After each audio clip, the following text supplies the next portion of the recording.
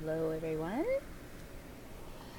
I thought I would do a video on a writing update. This is chapter 8 of the Dragon Sun, book 1, that I am rewriting currently. If you haven't read the original book, you can find it on Amazon in Kindle or paperback. It is, I've been told it's really good, but my writing has grown a lot since I first wrote it many years ago. And definitely whenever I finished my second book in the same series, I realized I really saw the difference in my writing from book to book. So I wanted to bring this one kind of up to speed with my writing and smooth out a lot of the rough edges. Like back then, I was just totally writing for fun and everything. And since then, which is fine, totally fine. Got me started, got me on the right track. But since then, I've learned how to really create art with my words. Most of the time. The rest of the time, it's all rubbish. Anyway, so this is chapter 8. I have finished chapter 9 and 10 as well, but I decided to show you just a little bit of chapter 8 here because it introduces a new character. I think the last chapter I showed everyone on YouTube was chapter 5? Maybe? I don't know. You can go look. And I'll probably link it as well in the video description. So, this is picking up about 3/4 of the way into the chapter. We're on page 11 of 15 pages. Seems kind of long, but it rolls very quickly. It's right after Keegan and Fargon have their iconic dragon horse race. A lot of people really loved that scene in the first book, and I've kept it in there. Of course, polished it up and made it a lot more beautiful and easy to read, I think. So this is just after the run. Keegan and Ardor are taking a breather. Fargon beat his wings a little harder, rising into the sky. Maybe I should zoom in a little bit. Oh my, that messed it up. Okay. He looked ahead, his giant eyes scanning the horizon for a moment before gazing down at Keegan. It appears you will not be alone at the crossroads. I see an old man. The dragon hummed in the back of his throat, his eyes twitching to the side as they filled with a strange mixture of anticipation and concern. Anyone you know? Keegan asked with a half chuckle.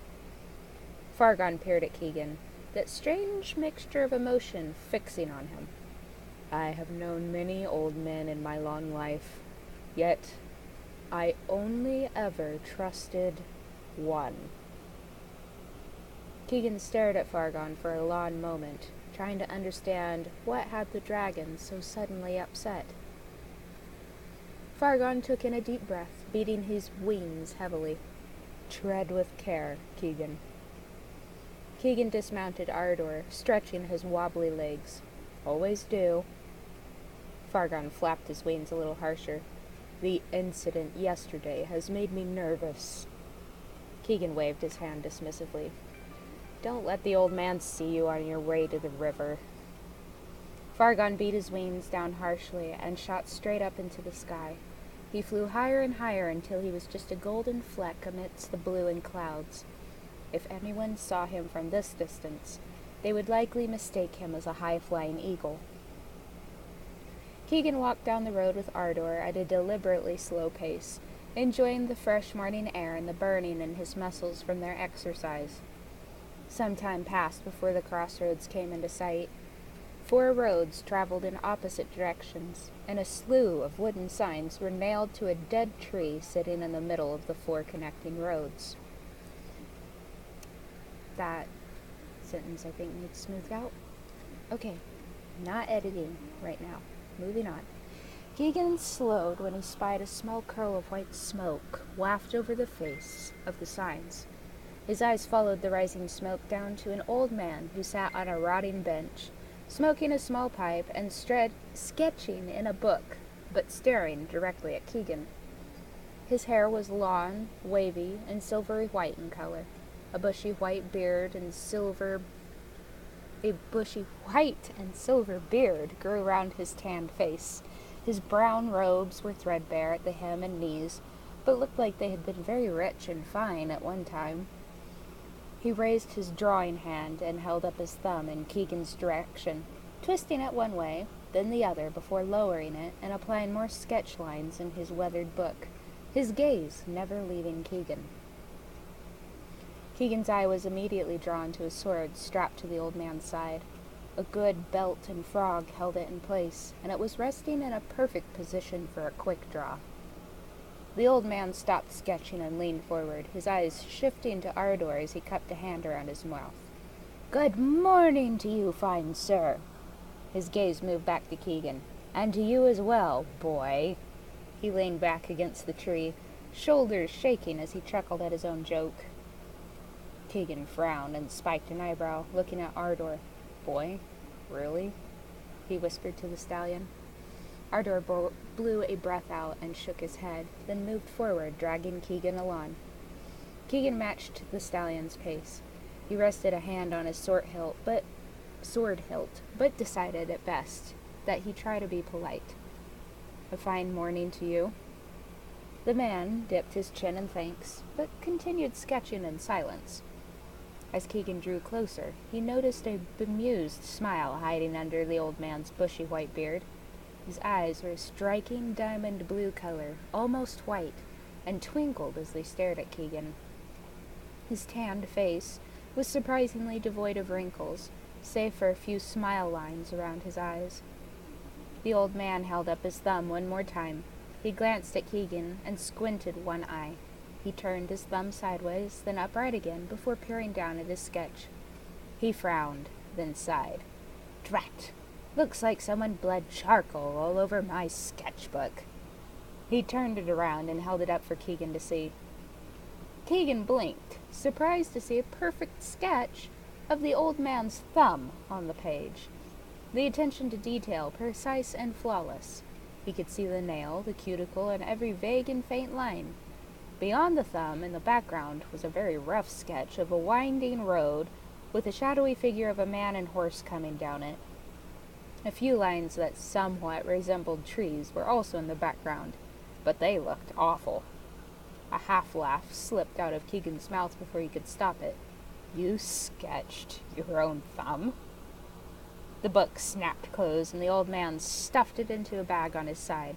"Well, I ran out of fair maidens to sketch, and I'm horrible at landscapes. What else is left?" "Your trees could really use some work," Keegan shrugged. The old man chuckled as he stood to his feet and wagged a finger at Keegan. "This one has a blunt opinion, Walneff." Keegan frowned, glancing around to make sure no one else was nearby. "Who are you talking to?"